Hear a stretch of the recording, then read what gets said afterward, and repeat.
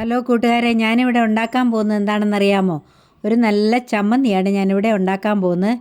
ദോശയ്ക്കും ഇഡലിക്കും ഒക്കെ കൂട്ടാനായിട്ട് പറ്റിയൊരു ചമ്മന്തി. ഇതെങ്ങനെയാണ് ഉണ്ടാക്കുന്നതെന്ന് നമുക്കൊന്ന് നോക്കാം. അതിനുവേണ്ടി ഞാനിവിടെ ഒരു പാൻ അടുപ്പേ വെച്ചു. അത് ചൂടായി. അതിലേക്ക് നമുക്ക് കുറച്ച് വെളിച്ചെണ്ണ ഒഴിച്ചു കൊടുക്കാം. വെളിച്ചെണ്ണ ഇവിടെ ചൂടായിട്ടുണ്ട്.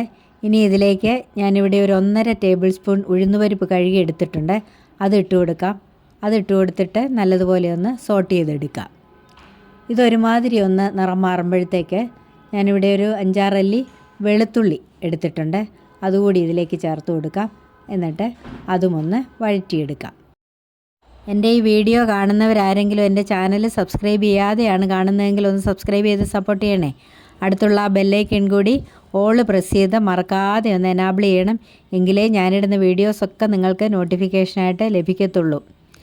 ഇവിടെ വെളുത്തുള്ളിയും വഴന്നിട്ടുണ്ട്. ഇനിയും ഞാനിവിടെ ഒരു സബോള അരിഞ്ഞെടുത്തിട്ടുണ്ട്. അതുകൂടി ഇതിലേക്ക് ചേർത്ത് കൊടുക്കാം.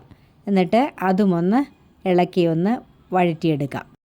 സബോള പെട്ടെന്ന് വഴന്ന് കിട്ടുന്നതിന് വേണ്ടി ഒരല്പം ഉപ്പ് കൂടി ഇതിലേക്ക് ചേർത്ത് കൊടുക്കാം. എന്നിട്ട് നന്നായിട്ട് ഒന്നുകൂടി ഒന്ന് ഇളക്കി കൊടുക്കാം. ഇതൊരല്പം വഴന്ന് കഴിയുമ്പോൾ ഇതിലേക്ക് ഒരു ടൊമാറ്റോ ഞാനിവിടെ അരിഞ്ഞെടുത്തിട്ടുണ്ട്. അതുകൂടെ ചേർത്ത് കൊടുക്കാം. എന്നിട്ട് അതും നല്ലതുപോലെ ഒന്ന് ഇളക്കി കൊടുക്കാം. ഇനി ഇതിലേക്ക് 2 തണ്ട് കറിവേപ്പില കൂടെ ചേർത്ത് കൊടുക്കാം. എന്നിട്ട് എല്ലാം കൂടി നന്നായിട്ടൊന്ന് ഇളക്കി ഒന്ന് വഴറ്റിയെടുക്കാം.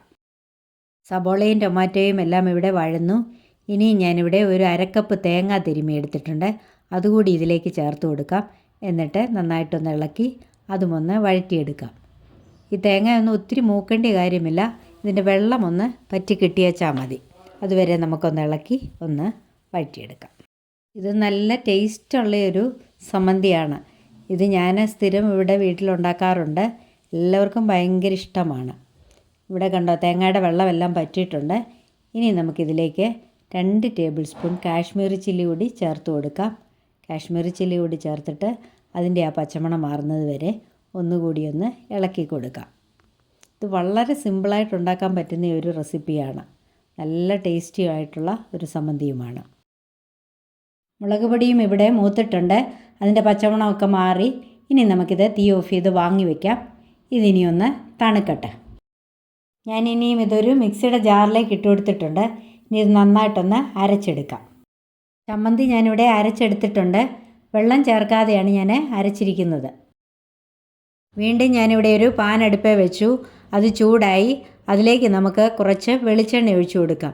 വെളിച്ചെണ്ണയിൽ ഉണ്ടാക്കുമ്പോഴാണ് ഈ ചമ്മന്തിക്കൊക്കെ നല്ല ടേസ്റ്റ് കിട്ടുന്നത്. ഇനി ഈ വെളിച്ചെണ്ണയൊന്ന് ചൂടാകട്ടെ. വെളിച്ചെണ്ണ ചൂടായി. അതിലേക്ക് ഒരു തണ്ട് കറിവേപ്പില കൂടി ചേർത്ത് കൊടുക്കാം. ഒരു 1/4 ടീസ്പൂൺ കായപ്പൊടി ചേർത്ത് കൊടുക്കാം. അതുപോലെ ഒരു 1/2 ടീസ്പൂൺ പഞ്ചസാര കൂടി ഇതിലേക്ക് ചേർത്ത് കൊടുക്കാം. പഞ്ചസാര ചേർത്ത് കൊടുക്കുമ്പോഴേ ഒരു പ്രത്യേക ടേസ്റ്റാണ്. അതിൻ്റെ ആ എരിവും പുളിയും എല്ലാം ഒന്ന് ബാലൻസ് ചെയ്യുകയും ചെയ്യും.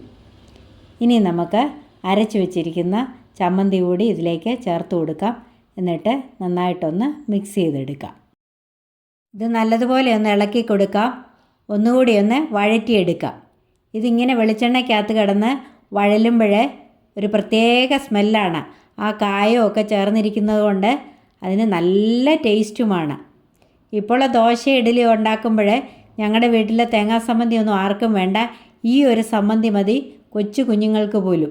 അത്രയ്ക്ക് ടേസ്റ്റാണ് ഇതിന്. ഉപ്പ് പോരായെങ്കിൽ ഈ സമയത്ത് ചേർത്ത് കൊടുക്കണം. എനിക്കിവിടെ ഒരല്പം ഉപ്പ് കൂടി ആവശ്യമുണ്ടായിരുന്നു. ഞാൻ സബോള വഴറ്റിയപ്പോൾ മാത്രമേ ഉപ്പ് ചേർത്തിരുന്നുള്ളൂ. ഇനി ഇത് നന്നായിട്ട് ഒന്നുകൂടി ഒന്ന് ഇളക്കി കൊടുക്കാം. അപ്പോൾ ഇത്രയേ ഉള്ളൂ. നമ്മുടെ കിടിലൻ ചമ്മന്തി ഇവിടെ റെഡിയായി കഴിഞ്ഞു. ഇനി നമുക്ക് സ്റ്റൗ ഓഫ് ചെയ്ത് വാങ്ങി വയ്ക്കാം. എന്നിട്ട് വേറൊരു സെർവിങ് പ്ലേറ്റിലേക്ക് മാറ്റാം. അപ്പോൾ നമ്മുടെ അടിപൊളി ചട്നി ഇവിടെ റെഡി ആയിട്ടുണ്ട്. ഇത് ദോശയ്ക്കും ഇഡലിക്കും ഒക്കെ കൂട്ടാനായിട്ട് പറ്റിയ ഒരെണ്ണമാണ്. അതുപോലെ വളരെ ഈസി ആയിട്ട് ഉണ്ടാക്കാനും പറ്റുന്നതാണ്. ഇതുപോലെ എല്ലാവരും ഒന്ന് ട്രൈ ചെയ്ത് നോക്കണം. എന്നിട്ട് എൻ്റെ വീഡിയോ ഇഷ്ടപ്പെട്ടെങ്കിൽ ലൈക്ക് ചെയ്യണം, കമൻറ്റ് ചെയ്യണം. മറ്റുള്ളവർക്കൊക്കെ ഷെയർ ചെയ്തുകൊണ്ട് തന്നെ ഒന്ന് സപ്പോർട്ട് ചെയ്യണം. ഇതുവരെയും എനിക്ക് തന്ന എല്ലാ സപ്പോർട്ടിനും നന്ദി. തുടർന്നും എന്നെ സപ്പോർട്ട് ചെയ്യണം. ഇനിയും മറ്റൊരു നല്ല വീഡിയോയുമായി കാണും വരേക്കും bye bye, take care, thank you, love you all.